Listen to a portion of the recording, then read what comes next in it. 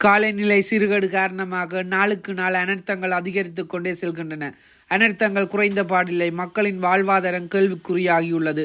வீடுகள், அவர்களுடைய வேலை வாய்ப்புகள் எல்லாம் இழந்து மக்கள் என்ன செய்வது என தெரியாது தவித்து வருகின்றார்கள். அவர்களுடைய உடைமைகள் எல்லாம் பறிக்கப்பட்டு அவர்கள் அடுத்த கட்டம் வாழ்வியலில் என்ன செய்ய போகிறார்கள் என்ற ஒரு கேள்விக்குறியோடு இலங்கை மக்கள் காணப்படுகின்றனர். இலங்கையில் எல்லா பாகங்களிலும் இந்த பிரச்சனை பரவலாக காணப்படுகின்றது. அது மட்டுமில்லாது காப்போதர உயர்தர பரீட்சை மாணவர்கள் கூட பாரியளவிலான நெருக்கீட்டினை சந்தித்துள்ளனர்கள். அவர்களுடைய பரீட்சைகளை கூட உரிய நேரத்தில் எழுத முடியாத நிலைமையில் காணப்படுகின்றனர். அவர்களுடைய பரீட்சை முற்றுமுழுதாக ஒத்திவைக்கப்பட்டுள்ளது. அது மட்டுமல்லாது அனர்த்த நிவாரண நிதிக்கான புதுப்பிக்கப்பட்ட கட்டண வழிமுறைகள் அறிவிக்கப்பட்டுள்ளது.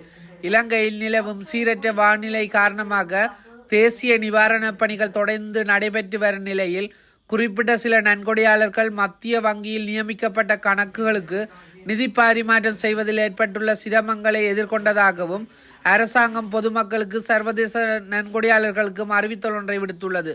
நன்கொடைகளை தடையின்றி கிடைப்பதை உறுதி செய்ய இத்தகைய சிக்கல்களை எதிர்கொள்ளும் நன்கொடையாளர்களுக்கு தமது நிதியுதவிகளை இலங்கையில் ரூபாயில் கீழ்கண்ட இலங்கை வங்கி கணக்கினூடாக அனுப்பலாம் என ஜனாதிபதி அலுவலகம் தெரிவித்துள்ளது.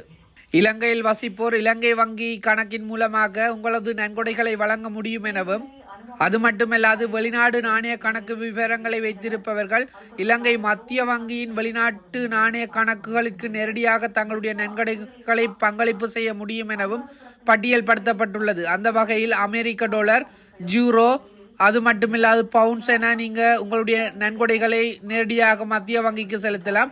இது தொடர்பான கணக்கிலக்கங்கள் இந்த வீடியோ கடைசியில் இணைத்துள்ளேன். உங்களது நன்கொடைகளை முடிந்தால் இலங்கை வாழ் மக்களின் வாழ்வாதாரத்தை பாதுகாக்கவும் அவர்களுடைய இக்கட்டான நிலைமையில் நாங்கள் அவர்களுக்கு கை கொடுத்து உதவவும் உங்களால் முடிந்த நிதியுதவிகளை வழங்கி அவர்களுடைய வாழ்க்கையை சிறப்புற உருவாக்குமாறு கேட்டுக்கொள்கின்றோம்.